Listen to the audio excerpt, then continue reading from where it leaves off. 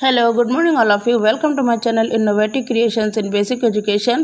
Friends, आज के हमारे वीडियो का विषय है कि यूडाइस में बच्चों का डेटा किस प्रकार फिल करें। तो हमने अपने इस वीडियो में पूरे विस्तार से बताने की कोशिश की है।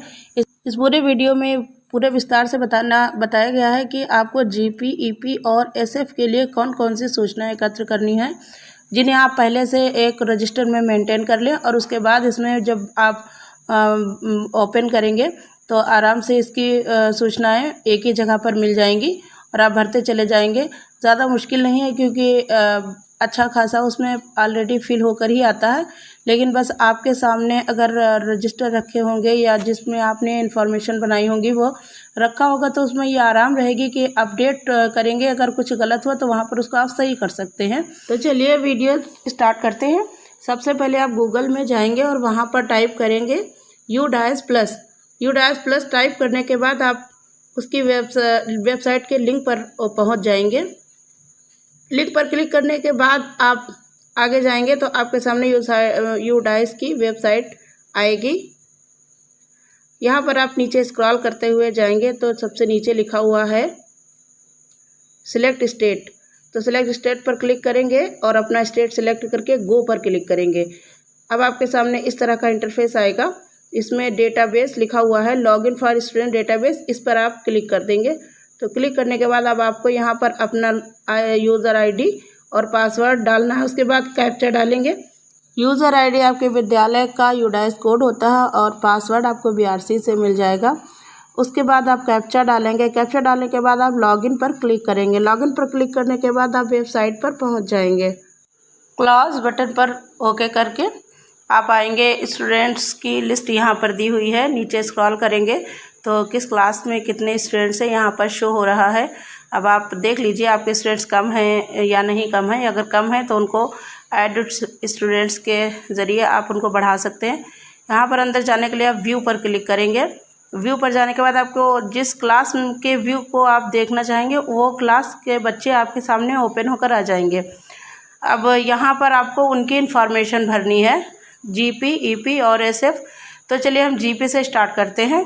जीपी पर क्लिक करेंगे और देखेंगे कि जीपी में कौन कौन से प्रश्न हैं और कौन कौन सी इन्फॉर्मेशन हमें फिल करनी है। तो अब हम आ गए हैं जनरल प्रोफाइल पर। यहाँ पर पहला क्वेश्चन है बच्चे का नाम, जैसा कि आपके रिकॉर्ड में मौजूद है। उसका जेंडर भरना है, डेट ऑफ बर्थ भरनी है और सेलेक्ट कोड। ये कोड जो प्रणा पोर्टल पर दिया हुआ था वो यहाँ पर भरा हुआ है, ऑलरेडी भरा हुए हैं ये इन्फॉर्मेशंस। बच्चे के गार्जियन का नाम यदि वो माता पिता के अलावा कहीं रहता है। उसके बाद आधार नंबर और आधार नंबर पर उसका क्या नाम पड़ा हुआ है। कॉन्टैक्ट डिटेल्स में बच्चे का एड्रेस डालना है जो कि आधार पर पड़ा हुआ है। पिन कोड डालना है। मोबाइल नंबर उसका या किसी गार्जियन का, उसके गार्जियन का या माता पिता का mobile number. Alternate mobile number डालना ज़रूरी नहीं है, अगर हो तो डाल दें। ईमेल आईडी भी पूछी गई है, यदि ईमेल आईडी हो तो डाल दें, अन्यथा कोई आवश्यकता नहीं है। बच्चे की मदर टंग को सिलेक्ट करेंगे। सोशल कैटेगरी उसकी माइनॉरिटी ग्रुप है या नहीं है, जो भी है। वेदर बीपीएल बेनिफिशियरी, बीपीएल है या नहीं है। अंत्योदय अन्न योजना का लाभ ले रहा है या नहीं। वंचित वर्ग का है या नहीं। वेदर CWSN बच्चा चाइल्ड विद स्पेशल नीड का है या नहीं। ये इन्फॉर्मेशन आपको यस और नो है। Whether the student is Indian, yes या नो। और उसके बाद आउट ऑफ स्कूल है, यस या नो। उसके बाद आप इसको अपडेट कर देंगे। अपडेट पर क्लिक करने के बाद आपके सामने ईपी यानी इनरोलमेंट प्रोफाइल ओपन होकर आ जाएगी। अपडेट करेंगे तो एक ग्रीन टिक बनकर आएगा इस तरह से। नेक्स्ट पर क्लिक करके आप इनरोलमेंट प्रोफाइल में पहुंच जाएंगे।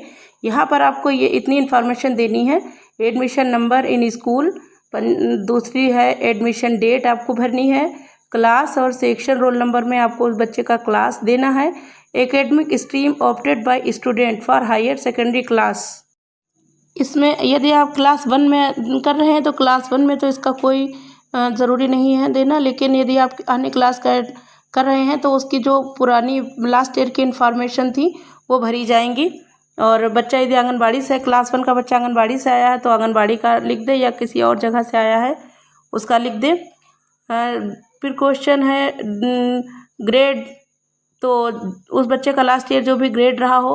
Admitted enrolled under only for PVT unaided, यहाँ पर none. In the previous class studied whether appeared for examination, तो प्रीवियस क्लास में एग्जामिनेशन में कहाँ अपेयर हुआ था ये भरना है। लास्ट ईयर की जो भी इंफॉर्मेशन मांगी गई है ये सारी इन्फॉर्मेशन देने के बाद आप सेव पर क्लिक कर देंगे। सेव पर क्लिक करने के बाद आपके सामने फैसिलिटीज़ वाला प्रोफाइल ओपन हो जाएगा। इसमें बच्चे को कौन कौन सी फैसिलिटीज़ आपके विद्यालय में दी जा रही हैं बच्चों को, उनके बारे में क्लिक करना है। तो यहाँ पर आपको यस और नो में ही क्लिक करना है। Facilities provided to the students for the year of filling data, yes या नो। फ्री टेक्स्ट बुक है जो भी फ्री बच्चों को दे रहे हैं। फिर स्कॉलरशिप रिसीव्ड, अगर स्कॉलरशिप मिलती है तो यस या नो। उसके बाद नेम ऑफ स्कॉलरशिप, अगर आपने यस करा है तो स्कॉलरशिप का नेम देना है, नो पर है तो कोई स्कॉलरशिप नहीं है। फिर स्कॉलरशिप का नाम भी लिखना है, तो कोई सेंट्रल स्कॉलरशिप मिल रही है या स्टेट स्कॉलरशिप मिल रही है। फ़िलहाल तो सब हमारे लिए तो सब नो ही है।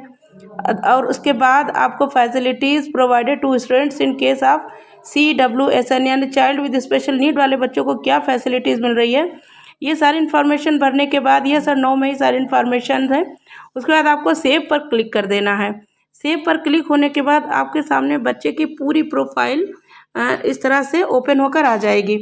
तो स्टूडेंट प्रोफाइल प्रीव्यू में आप देखेंगे कि पूरा जितना भी आपने GP, EP और SF में भरा है वो सारा एक ही PDF फाइल में आ जाएगा। इस तरह से ये देखिए, ये इस तरह से आएगा। यहाँ पर रेड लिखा हुआ है कि after verifying all the field students data user needs to proceed to complete the data. For completing scroll down to the bottom right corner of this page and click on complete data. यानी अगर आपकी ये सारी information आपने सारी जो भर दी है तो इसको आप कंप्लीट करने के लिए सबसे नीचे आप जाएंगे स्क्रॉल करते हुए। सबसे नीचे राइट साइड में आपको एक बटन मिलेगा, आपको उसे क्लिक करना है। ओके पर क्लिक करने के बाद बैक टू डैशबोर्ड पर क्लिक करेंगे और उसके बाद नेक्स्ट स्टूडेंट्स आ जाएगा, वहाँ क्लिक करेंगे और इस तरह से दूसरे बच्चे की प्रोफाइल ओपन हो जाएगी। और इसी तरह लगातार सर्कुलर होता रहेगा और बच्चों का GP, EP और SF इसी तरह पूरा कंप्लीट होगा। दूसरे बच्चे की इन्फॉर्मेशन भरने से पहले एक क्रॉस बनकर आएगा, उसमें आप क्रॉस करके दूसरे बच्चे का इन्फॉर्मेशन भरना शुरू कर दें। वीडियो हेल्पफुल लगी हो तो लाइक करें, शेयर करें, हमारे चैनल को सब्सक्राइब करें। आज के लिए बस इतना ही। जय हिंद, जय भारत।